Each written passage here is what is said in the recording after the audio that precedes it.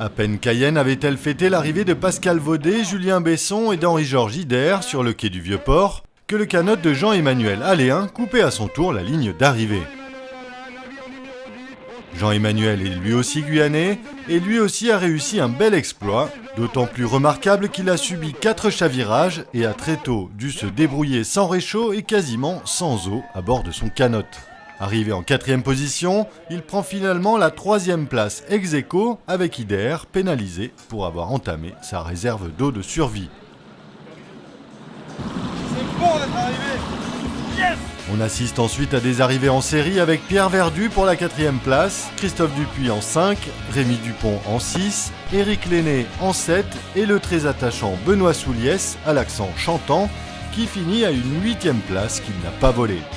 Réaction à chaud de celui qui a construit son bateau de ses mains. J'ai fait ce que j'ai pu et puis je suis content d'avoir rempli tous mes challenges. J'ai construit mon bateau et avec mon bateau que j'ai construit, j'ai traversé l'Atlantique et maintenant il est à vendre. Sur toute ma traversée, ce que je regrette profondément, c'est de ne pas avoir pris 2 heures, de m'être allongé et d'avoir regardé le ciel pendant 2 heures. Bon, tu me dirais, il a fait toujours gris, donc au moins j'ai moins de regrets. Mais s'il avait fait beau, c'est ce que j'aurais regretté le plus, quoi. M'arrêter et rien faire. Ou pendant un jour, rien faire. Voilà. Sans avoir à se dire j'ai pris le temps, oui, mais maintenant il va falloir que je rattrape, ou alors je me suis fait griller 1 place ou 2 places. Il faudrait au moins qu'il y ait une journée par semaine où personne rame. D'un commun accord où personne rame. Et la nuit aussi. Et la nuit, pourquoi pas. Puis de dire au moins, voilà, stop. Voilà, on se fait plaisir et on sait que de toute façon on n'aura rien perdu parce que les places sont tellement chères.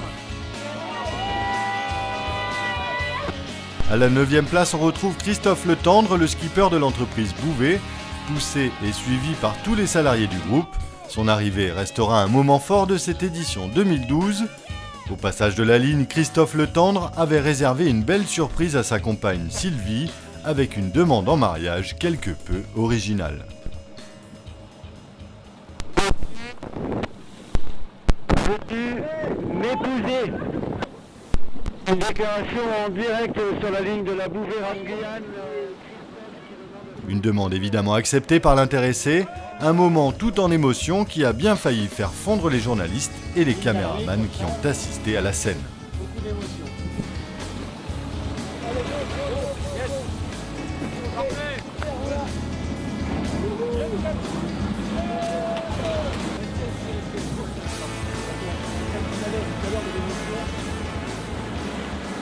Ouais, super content, mais vraiment super content, surtout d'être arrivé là.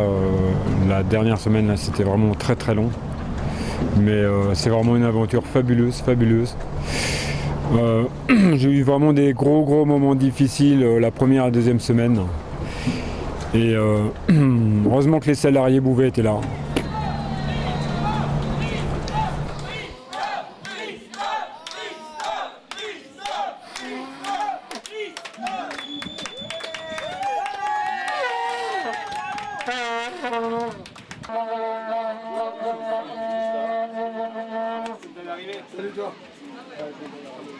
On salue également l'arrivée hors course de Guillaume Baudin qui avait dû abandonner il y a quelques jours et qui nous explique pourquoi. Ouais, c'était mal barré là, mal barré, on est descendu trop au sud, j'ai eu un vent affreux et impossible de remonter. Et puis voilà, donc obligé de faire une remorque, en plus du parachute qui me maintenait mais qui ne me faisait pas remonter. À la fin qui fait un peu suer, c'est vrai que j'aurais aimé avoir les côtes guyanaises en vue en ramant. Bon, je les ai eus différemment, mais j'ai passé 3 jours super avec eux.